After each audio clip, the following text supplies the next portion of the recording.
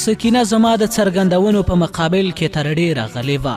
وروسته یې ویل تاسې نه پوهیږئ چې ستاسو په اړه مو څومره ښه او له نیکمرغیو ډکه نقشه جوړه کړې ده.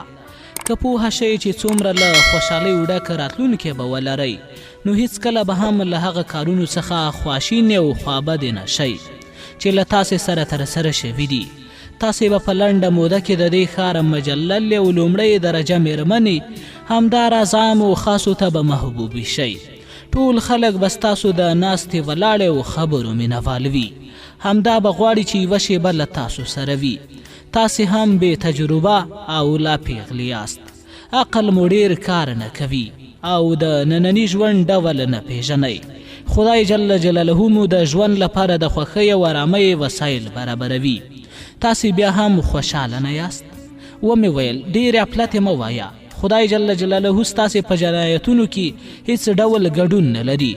که تاسو رښتیا هم خدای پیژندونکی وی نو د هغه له ویناو سره به مو سم چلند کولی چې د خپلو پیغمبرانو په وسیله یې موږ ته رالیږلي دي.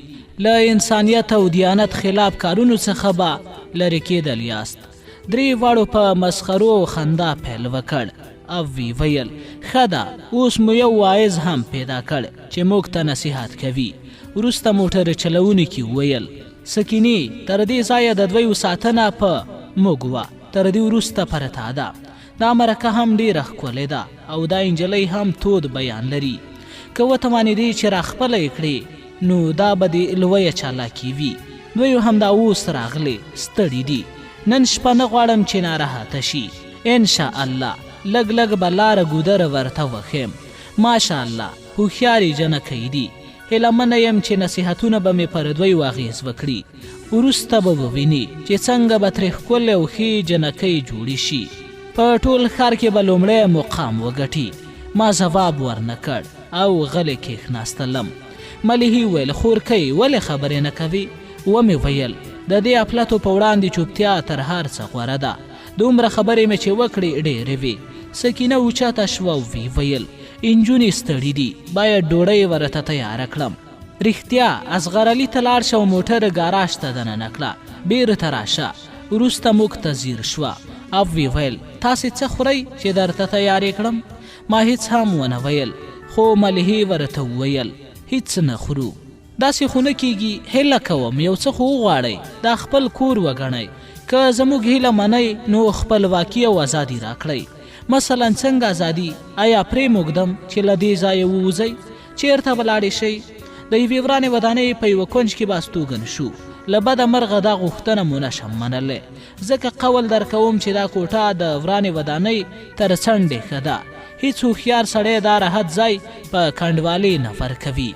دغه دی چې زما د خبرو رښتینولي څرګندېږي. بیا یې ویل تاسې لا پیغلې یاست او پخې شوې نه یې. ملیحې وویل پر خپل جهالت قایل یو او ډاډه یو. که ناپوهي نه وی ستاسو په لاس نه سیریدو. تاسې رښتیا وایئ موږ ډېرې جاهل یو. سکینې بیا وویل اوس به دا خبرې بل وخته پرېږدو. ووایئ څه خورئ چې در تیار یې کړم؟ هیڅ هم نه خورو. اوس که په رښتیا هم پر موږ د زړهسوي قصد لري نو هیله کوم چې له کوټې څخه ووځه او موږ دواړه پر خپل حال یوازې پرېږده. دا غوښتنه دې منم خو یو شرط لرم. هغه دا چې زه به در سره یم او دا دوه ښاغلي موخه یې موټر چلوونکی ولیصغرو به د باندې وځي. هغې ورته اشاره وکړه. هغې ووتل. پر دې مهال مې بل فکر وکړ. هغه دا چې په هره توګه کیږي دا ښځه به ځان ته لیواله کوم. ژمنې به ورسره وکړم چې زموږ په تېښته کې مرسته وکړي او هر څنګه چې کیږي له دې کور څخه مو وباسي او ښار ساتونکو ته مو وسپاري. بیا به ښار ساتونکي له خپل حاله خبر کړو. ګوندې ومو ژغوري. زموږ ژغورنه به هغه دوو کسانو او هغه سپین سرې ته لوی مجازات وي.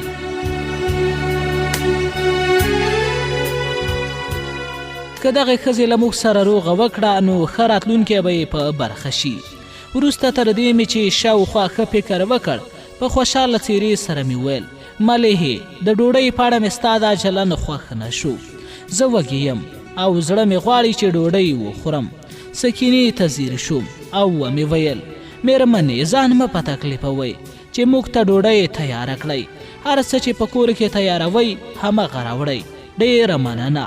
سکینه او ملیحه زما د دې چلن په دې بدلون ډېرې حیرانې شوې چې یوه دقیقه یې راته په حیرانۍ سره وکتل.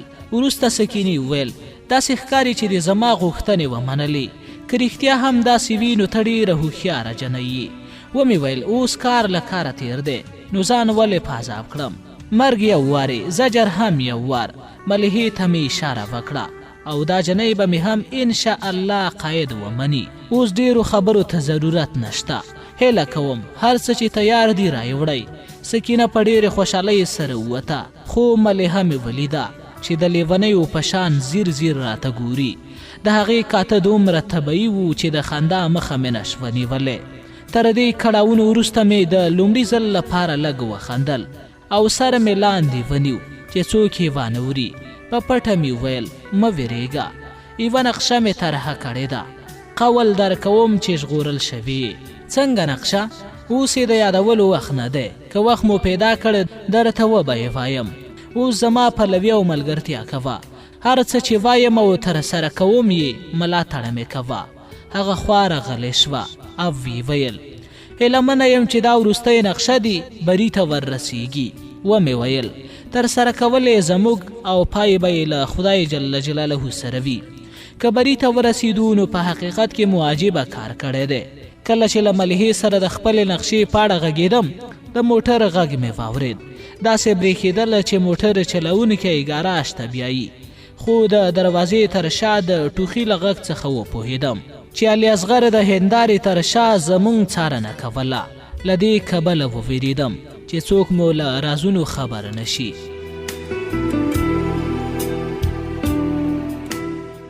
پر دې مهال ور پرانیستل شو او سکینې 2 ګیلاسه هماغسې چای راوړلې چې موږ په همدان کې څښلې وې.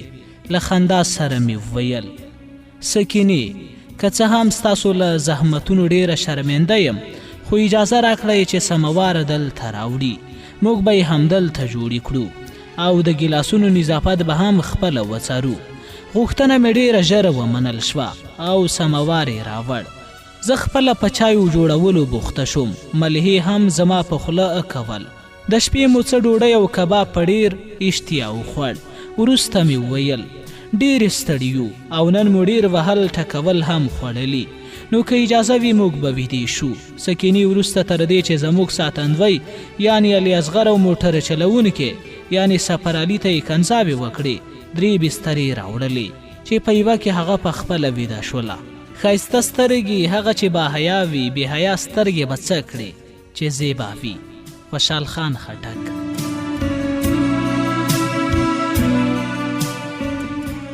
اتم څپرکی پتمنه بدله منه. د دې 2 ورځو شپو د ستړیاو کړاوونو له کبله مې تر نیمې شپې ونه کړای شول ویده شم او ټول فکر مې د هغې طرحه کړې نقشې په اړه و چې څنګه یې پیل کړم. تر دې سوچونو وروسته مې مور پلار او کوژدن را په یاد شول. د مور څېره مې لیده چې د لیونیو په شانې په ببر او خیرن سر څراغ په لاس کې نیولی او د کور شاوخوا لټوي او زما نوم په خوله اخلي. کله په یوه خوا کې کښني او ځمکې ته ګوري. وروسته بیا اوچتېږي. زما د کار خونې ته ورننوځي. بیا مې د پلار کوټې ته ځي. پلار مې په یوه کونج کې په لتۍ وهلې او غمجن ناست دی. څراغ قرار په تاخ کېږدي. د پلار په وړاندې مې کښني او ورته ګوري. وروسته ورته وایي حاجي نو بدریه چیرې لاړه؟ وروسته لکه چې په سد شوي وي خپل ویښتان شکوي او په لوړ غږ ژړا پیلوي. پلار مې هم ژاړي. د اوښکو پر ځای وینې تویوي او وایي پیدا بشي. ښار ساتونکي او امنیتي کسان یې په لټه کې دي. ټولو سیمو ته یې ټلګرافونه کړي. نن یا سبا به یې حتما خبر راشي. ته لاړه شه ویده شه، ځان مه په عذابوه. زه به ښار ساتونکو ته ورشم چې له 1 ساعت راهیسې څه خبره ترلاسه کړی که نه. لنډه دا چې دا سوچونه دومره راباندې خپاره شوي وو چې زړه یې راته خوړین کړ. بې اختیاره له ځایه اوچته شوم او د دروازې خواته روانه شوم چې خلاصه یې کړم او د باندې لاړه شم. کله چې مې د دستګیر ته لاس وروړ ومې لیدل چې لویې کلپ ورباندې زړېږي. غوښتله مې چې له بلې دروازې ووځم خو هغه هم له هغې خوا تړلې وه. غوښتله مې ماته یې کړم او د باندې لاړه شم.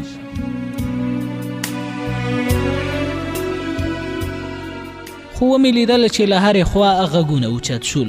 چیرې ځئ؟ پر دې مهال په صد شوم چې کیدای شي په دې کار کې ټوله نقشه خرابه شي. نو ومې ویل دروازې د څه لپاره تړلې دي؟ ویریږي چې وبه تښتو؟ وی ویل که د تېښتې خیال نه لرئ نو ولې ویښه شوي او غواړئ چې له کوټې څخه ووځئ؟ ومې ویل غواړم د حاجت لپاره ووځم. وروسته د بهر له خوا تړل شوې دروازه پرانیستل شوه او علي اصغر یې تر شا ولاړو. سکینه هم په ما پسې راووته.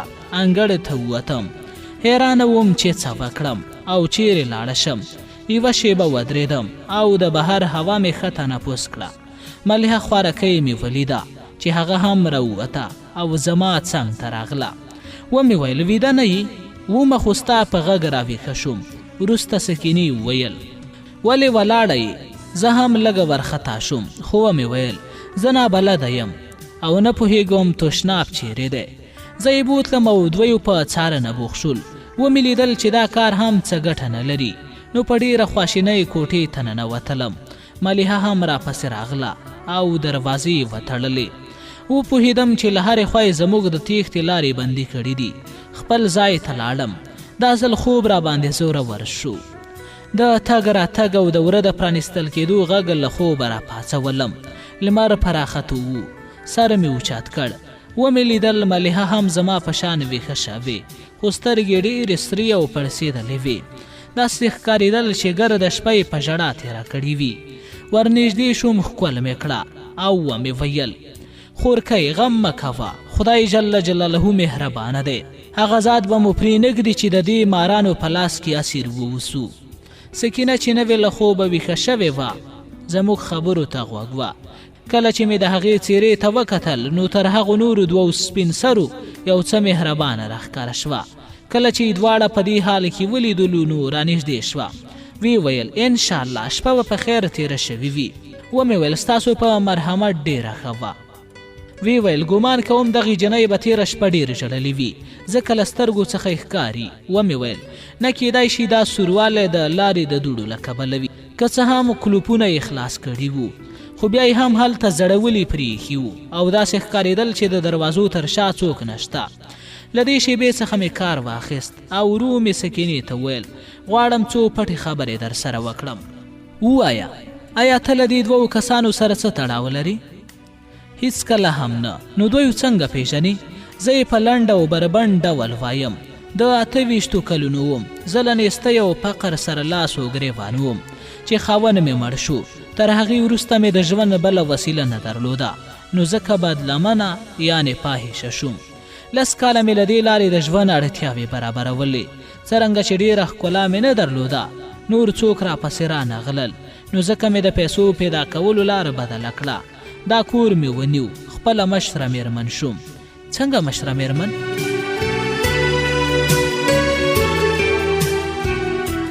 یعنې نورې بدلمنې ښځې به مې دلته راوستلې او ساتلې به مې. د هغوی په وسیله مې د ژوند اړتیا برابروله. دغو دوو سړیو له 4-5 کلونو را سره پیژندل او راشه درشه یې را سره درلوده. څرنګه چې مې له هغوی سره دوستي ټینګه شوه نو څه موده وړاندې راته وویل چې نور دا ښځې په کور کې مه ساته. موږ تا ته د ګټې رسولو لپاره نورې لارې په پام کې نیولې دي. ومې ویل کومې لارې؟ هغې وویل له نورو ښارونو څخه دلته یې نجونې راولو او خرڅوو به یې. ستا برخه به هم درکوو. ما هم چې ولیدل بې زحمته کار دی نو ورسره ومې منله. له نورو ښارونو څخه یې څو نجونې راوستلې او له 50 تر 200 تومنو یې خرڅې کړې. اوس غواړي له تاسو سره هم دا معامله وکړي. زه ډېره ووېرېدم. ومې پوښتله دا نجونې پر څرنګه خلکو پلوري؟ پر رانډۍ خانو. پر بدنه مې لړزه راغله خو سکینې ډېر ژر وویل غلی شه چې غږ دې اوچت نه شي. ځان مې سره سم کړ او ومې ویل آیا غواړې چې یو باعزته ژوند ولري؟ ولې نه؟ ومې ویل خو د ژوند لپاره چې دې دا لاره ټاکلې ډېره بې شرفانه او په جنایتونو لړلې ده. خپله هم پوهېږي خو دې کار ته مې له ناشارۍ څخه اوږه ورکړه. ستا لپاره مې یوه سمه لاره لیدلې. که له موږ سره همکاري وکړې او د دې نامردو جنایتکارو له منګولو مو ازادې کړې ډېره ګټه به در ورسوو او قول درکوو چې خدای جل جلاله به دې له ګناهونو تیر او توبه به دې هم ومنل شي. لونو ستاسو تر پامه به یوه پیدوسته جنایتکار او ټیټه ښځه درځم، خو که داسې نظریه ولرئ زه هیڅ هم نه وایم، خو باید ووایم چې د نیستۍ او غریبۍ له کبله بدله منه شوم، ځکه چې بل کار مې نشو کولی، د خپل ژوند لپاره دې کار ته مجبورومه. خو په دې 14-15 کلونو کې چې زه په بدلمنیو اخته یم بیا هم بدلمنه نه یم. اوس چې دا دنده ترسره کوم ترې خوشحاله نه یم. تل خدای جل جلاله دا غواړم چې له دې کاره د خلاصون یوه وسیله راته پیدا کړي او د خدای جل جلاله په درګاه کې توبه وباسم. دې کور ته ستاسو راتلو مې په طبیعت کې یو واجبه بدلون رامنځته کړ، په ځانګړې توګه ستاسو د تېرې شپې خبرو چې په زړه کې به مې وي هیڅکله به مې هیرې نه شي پر ما یې ډېر اغېز وکړ. له همغه شېبې مې تصمیم ونیو چې په خپل چلن کې بدلون راولم، خو بیا هم مجبوروم چې خپل پخواني اخلاق هماغسې وساتم او څنګه چې وم ځان هماغسې وښیم. د دې پیښو انګېزه هغه خوب دی چې تېره شپه مې ولید. هغه دا چې په خوب کې مې ولیدل وزرونه مې کړي دي او په اسمانونو کې الوزم. دا ټول ستاسو د لیدو اثر دی. له همدې شېبې ستاسو په حضور کې د خدای جل جلاله دربار ته نږدې کېږم او له هغې څخه د بښنې غوښتنه کوم. موږ ولیدل چې تر سترګو یې اوښکې راغلي او مخ پر قبلې پر سجده پرېوته. د هغې حالات په موږ کې عجیبه احساس پیدا کړ، لکه خپله مور مو چې په غېږ کې نیولې وي هغه مو په غېږ کې ونیوله، د هغې مخ مو ښکل کړ. زه ډېره وځورېدم چې تېره شپه مې په ترخو خبرو خفه کړه. په همغه شیبه کې مې ترې بښنه وغوښته، خو هغه بیا هم راڅخه ډېره خوشحاله وه، ځکه ویل خپله توبه ستاسو د خبرو له کبله بولم. ومې ویل زموږ په اړه څه خیال لري؟ وی ویل که ستاسو په برخه کې د مادي ګټې خیال ولرم بیخي ناسمه خبره ده. زه یوازې د الله جل جلاله د رضا لپاره ستاسو ملګرتیا کوم او ستاسو د تیښتې لاره برابروم. د ځان په اړه مې هم غوڅه پرېکړه کړې. ومې ویل څنګه پرېکړه؟ خپل څو ورځنی ژوند په سوال او ګدایي سره تېروم او نور به په دې ناولو کارونو پسې ونه ګرځم. په دې ډول به د خپلو ګناهونو کفاره ادا کړم. خوله مې پرانیسته چې د هغې ځواب ورکړم او د خپل زړه زیری ورته بیان کړم چې د کوټې ور په توندۍ سره پرانیستل شو. موټر چلوونکي او علي اصغر له پوسخند او مسخرو سره راننوتل او وی ویل څومره نازنین مجلس دی او څومره ښکلی او ښه ښایسته مو درته پرېښي، څومره نازنین مجلس دی او څومره ښکلی او ښه ساتونکي مو درته پرېښي. بیا سکینې ته ځیر شول او وی ویل سترګې دې ولې سرې او اوښلنې دي؟ هغه داسې ورخطا شوه چې یوه شیبه یې هېڅ هم نشو ویلی. وروسته یې وویل په تاسو پورې څه اړه لري؟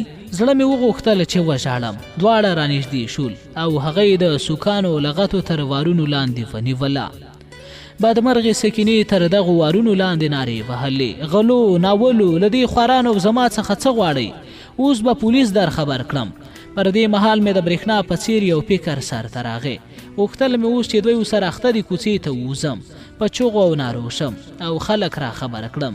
اوچته شوم او د کوټې دروازې خواته روانه شوم چې یو اوسپنیز څوک زما د سینې هډوکي سره وکوټل او وی ویل چیرې ځې؟ پوه شوم چې د کور نوکر علي دی چې وړاندې زموږ خبرې اورېدلې وې. په یوه قوت سره مې یوه څپېړه ورکړه او د سرای دروازې خواته مې منډه کړه. چغې مې اوچتې شوې چې دوو زورورو لاسونو خوله رابنده کړه او په کشولو یې په کوټه کې واچولم. وروسته یو دروند څیز راباندې ولوېد چې زما ټټر یې ډېر تر فشار لاندې ونیو، خو یوه کمزورې او رنځېدلې پیغله به څومره توان لري. همدومره پوه شوم سکینه یوې خواته بېسده اچولې. ملیحه هم زما پر شاوخوا تپېږي او هغه هم وهل خوري. دا ټول کارونه ډېر غلي ترسره شول، یعنې موږ د چغې وهلو وخت هم پیدا نه کړ چې لږ تر لږه ګاونډیان را خبر شي.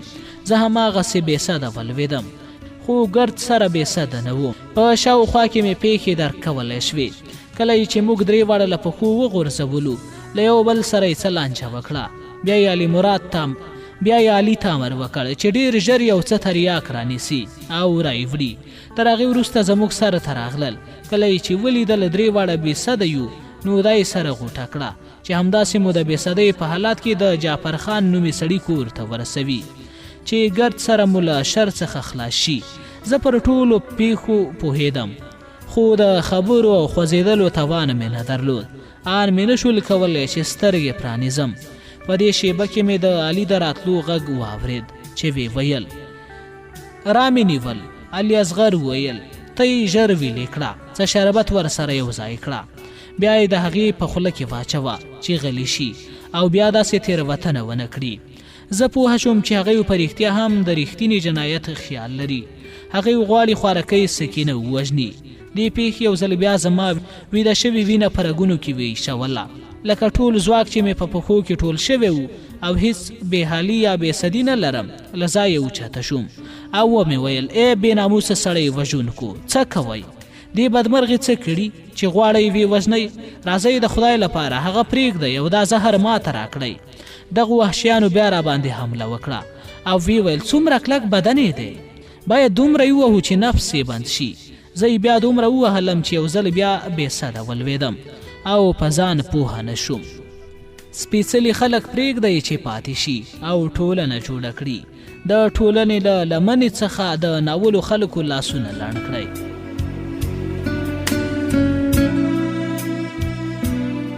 نهم څپرکی د رنډۍ خانې څنډه. کله مو چې سترګې پرانیستې ځان مې د یوې خونې په یوه ښکلي اوسپنیز کټ کې ولید. سر یې په یوه دسمال راتړلی و. څنګ ته مې یوه ښکلې جنۍ په لوت سره او ببرو ویښتانو ناسته وه او ببوزې یعنې پکې راته وهه. له دې پیښې ډېره حیرانه شوم. دیوالونو او ورته مې په ژور نظر وکتل، ځکه ګمان مې کوو په خپل کلي کې یم او په خپله کوټه کې ویده یم.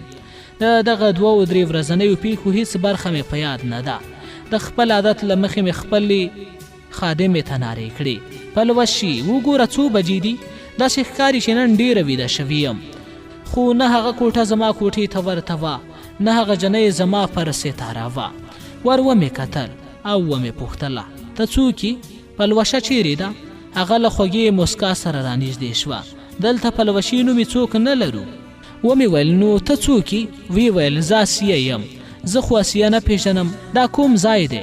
یوه خندا یې وکړه او ویې ویل وروسته به پوهه شي، ګمان کوم تبه دې ده، اپلتې وایي. غوره به دا وي چې اوس ارام وکړي. د دې جنۍ په خبرو سره په سوچونو کې لاړم. له ځانه سره مې وویل تبه مې ده، دا جنۍ څوک ده؟ دا کوم ځای دی؟ دا خو زما خونه نه ده. مور او خادمه مې چیرې دي؟ ولې نه راځي؟ غوښتله مې له ځایه اوچته شم خو نه مې شول کولی. خپل فکرونه مې راغونډ کړل. لږ لږ مې وروستۍ پیښې په زړه کړې. پر بدن مې یوه ویره واکمنه شوه. ولړزېدم. په وحشت او خواشینۍ سره مې شاوخوا ته وکتل او ومې ویل تاسې څوک یاست؟ ملیحه چیرې ده؟ څه ورباندې شوي؟ هغه جنۍ پوهه شوه چې زه اوس بسد شوم او تیرې پیښې مې په زړه شوې. نو ویې ویل زه اسیه یم، ملیحه هم په بله خونه کې ده. کومه خونه کې؟ زه غواړم همدا اوس ورسره ووینم. هغه راوغواړئ یا ما ور وبولئ. ویې ویل تم شه چې مشرې مېرمنې ته خبر ورکړم. د مشرې مېرمنې تورې یو اوسپنیز چوکه شو چې زما پر مغز ولګېد، ځکه پرون مې د سکینې له خولې دا تورې اورېدلي وو. په خونړۍ او کرکجنه معنا یې پوهېدم. په ځان کې مې یو بل لوی شور او زوږ احساس کړ. له ځایه مې د اوچتېدو هڅه وکړه خو ور پرانیستل شو او یوه چاغه مېرمن چې مخ او صورت یې په پوډرونو او نورو سینګاریزو موادو لړلی و او څه کم نیم من سره زر یې په خپلو لاسونو غاړه او بدن کې کارولي و. له خندا او ښه چلند سره راننوته. ویې ویل خدایه شکر چې حال دې سم شو. هغو کسانو ته د خدای جل جلاله مرګ ورکړي چې تاسو یې دې حال ته رسولی یاست. زه یې ښکل کړم او له ډېر نرم چلند څخه یې کار واخیست. د هغې دې نازونې په ما کې دومره کرکه او عذاب را ژوندی کړ چې هیڅ تصور یې هم نه کېده. ومې پوښتله ته بیا څوک یې؟ زه مو نه پېژنم. ویې ویل حق هم لري چې ومې نه پېژنې، ځکه دې ښار ته نوې راغلی، خو په دې ښار کې داسې سړی نشته چې ما نه پېژني. زه په دې ښار کې څه چې په نورو ځایونو کې هم ډېر شناخت لرم. د نفوذ او واکمنۍ کړۍ مې پراخه ده. ډېر خلک زما د ناستې ولاړې مینهوال دي. له ټولو طبقو څخه ډېرو دوستان لرم. لنډه دا چې کله مو بشپړه روغتیا ترلاسه کړه ما به هم وپېژنئ. د هغې دغو ستاینو پر ما هیڅ اغېز ونه کړ.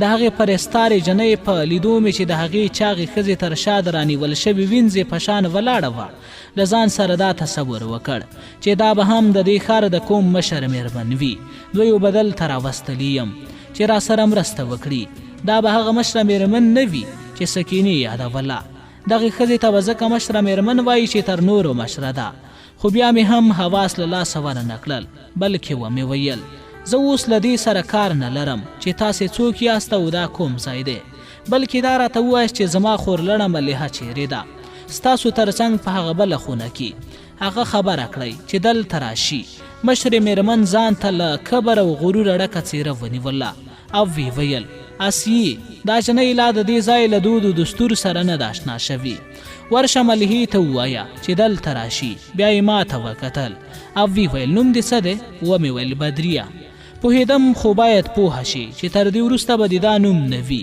ولې د نوم بدلولو وجه څه ده اوسنی نوم به مې څه وي تر دې وروسته به دې نوم پري وي او ستا د ملګري نوم به هم هوریا موږ ولې باید نومونه بدل کړو دغه زموږ دود دی چې هر څوک مو کور ته ننوځي باید خپل لومړنی نوم بدل کړي